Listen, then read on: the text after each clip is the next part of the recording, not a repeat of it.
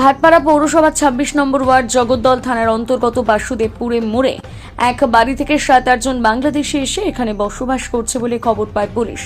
এরপর জগদ্দল থানার পুলিশ আসলে তাদের কাগজপত্র নথিপত্র দেখতে চাইলে তারা সমস্ত কাগজপত্র দেখাতে পারেনি। ফলে বাড়িতে ৩ জনকে পাওয়া যায়, বাকিরা পলাতক। ৩ জনকে আটক করে জিজ্ঞাসাবাদের জন্য জগদ্দল থানায় নিয়ে যায়।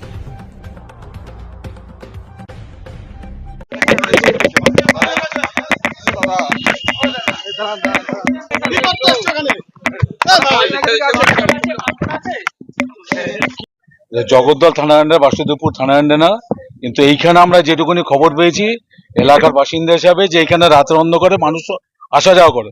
আমাদের প্রশ্ন, তারা যদি বৈধ কাগজপত্র থাকে, যদি তাদের পাসপোর্ট ভিসাতে বৈধ হয় না, আমরা যেটুকুনি জানি, পাসপোর্ট ভিসা তো মেডিকেলে তো আসতে পারে, কিন্তু তারা আনসারুল্লাহ বাংলা টিমের না জামাতের টিমের নাম কোন মুসলিম সংগঠনের সাথে উগ্রপন্থী কিনা আমরা কি করে বুঝবো? তারা এখানে কি করতো সেটা তো আমরা কি করে জানবো লোকাল লোক হিসাবে? তারা তো আসলেই তো দরজা বন্ধ হয়ে যেত। কিন্তু আমরা কাউন্সিলরের কাছে খবর পেয়েছে, কাউন্সিলরকে এলাকার লোকেরা আমার খবর দিয়েছে, কাউন্সিলর আজকে এসছে, কাউন্সিলরের সাথে আমরা এসেছি। কিন্তু তারা কি করতো, তাদের কি পরিচয়, সেটা তো আমরা কখনো জানতে পারছি না। অন্ধকারে পুরো পুলিশ পরিষ্কারভাবে বলছে এরা নাকি এদের কাছে পাসপোর্ট ভিসা আছে। পাসপোর্ট ভিসা যদি পুলিশ বৈধ মনে করলো, তাহলে কেন থানায় নিয়ে গেল? তাদের কিসের জন্য থানায় নিয়ে গেল? পাসপোর্ট ভিসা যদি বৈধ মনে হয়, তাদের কেন ভোটার কার্ড দেখালো না, আধার কার্ড দেখা হলো না? কেন তাদের নাগরিকত্ব দেখা হলো না? আমরা পরিষ্কার আতঙ্ক করছি যে আগামী দিনে এখানে উগ্রপন্থীরা ঢুকে কোনো ঘটনা ঘটে চলে যেতে পারে। তখন তো ভাটপাড়া মিউনিসিপালিটি ২৬ নম্বরটা বদনাম হয়ে যাবে। নাশকতা চোখ করতে পারে, যখন তখন তারা নাশকতা করতে পারে। এই সন্দেহ, এই অবকাশের মধ্যে আমরা আছি। আমরা একটা অস্বস্তির মধ্যে বসবাস করছি। হ্যাঁ, নিশ্চয়ই সেটা করতে পারে। যখন অসামাজিক কাজ করতে পারে, কি করে আমরা বুঝবো যে এটা অসামাজিক কাজ করছে না? তারা কাজ কিসের সাথে লিপ্ত আছে?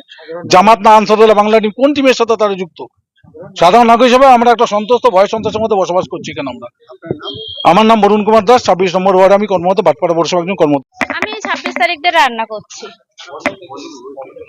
এনারা ৪ জন রয়েছে, কোথা দিয়ে এসছে শুনি তো সবার কাছে, বাংলাদেশের যে এসছে। তা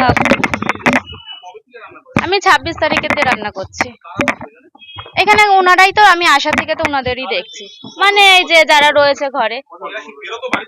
হ্যাঁ, বাজারঘাট তো করে এরা। ৪ জন, না ৪ জনই ছেলে।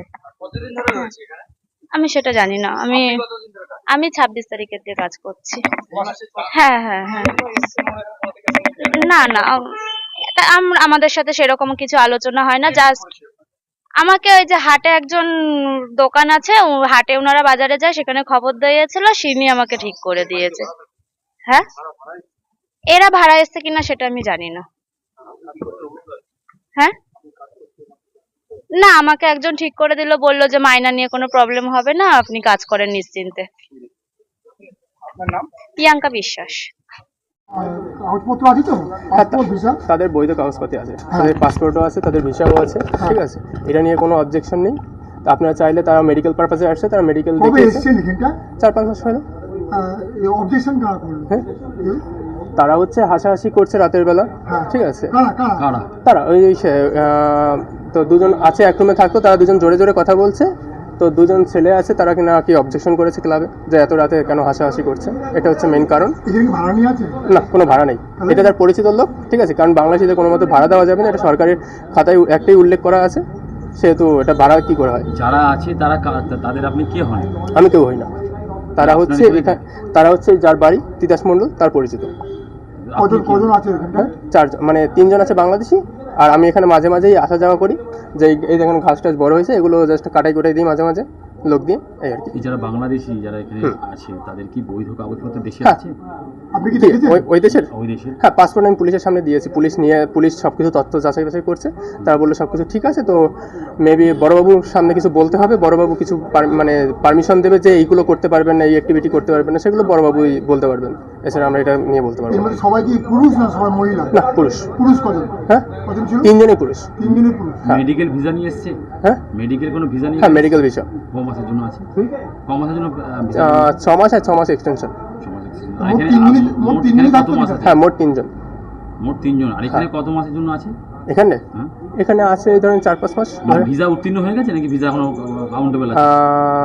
2 জনের কাউন্টেবল আছে, আর একজনের এক্সিট পারমিটের জন্য আবেদন করা হয়েছে, ঠিক আছে। এক্সিট পারমিশন এখনো হয়নি, মানে ব্যারাকপুর কমিশনারেটে জমা দেওয়া আছে, এফআরআর ডিপার্টমেন্টে। আপনারা চাইলে ওখানে তথ্য যাচাই বাছাই করতে পারবেন। পুলিশ এসেছিল? ঠিক আছে, পুলিশ এসেছিল, তারা যাচাই বাছাই করে তারা নিয়ে গেছে চলে তারপরে গেছে। তিনজনকে নিয়ে গেছে, হ্যাঁ থানায় নিয়ে গেছে। তখন ব্রিজের থাকতে তখন কি আমি জানতেন পরিচিতি ছিল, পূর্ব পরিচিতি ছিল? এবার আমি তো থাকতে দেইনি, তাহলে যে বাড়ির মালিক সে থাকতে দিয়েছে, আমি এখানে থাকতে দেওয়ার কে? আপনি আমি পরিচিত বলে পাশে থাকি তাই আসি মাঝে মাঝে। আমি সকালবেলা আসছি, এবার এসেই যে এই কেসটা হবে তো আমি জানতে পারিনি, তাহলে তো আপনারা তো আমাকে পেতেন না, তাই না? স্থানীয় বাসিন্দারা অবজেকশন করেছে। না, স্থানীয় বাসিন্দারা বলতে পারবো না, কোনো স্থানীয় বাসিন্দা আপাতত কোনো অবজেকশন নেই, ঠিক আছে? যে আমরা ধরেন আমরা এখানে ওনারা কাউকে চেনে না, ঠিক আছে? দু একজন অবজেকশন দিয়েছে যে সকালবেলা যায় চা খেয়ে আবার চলে আসে, ঠিক আছে? এটা কি ভুল?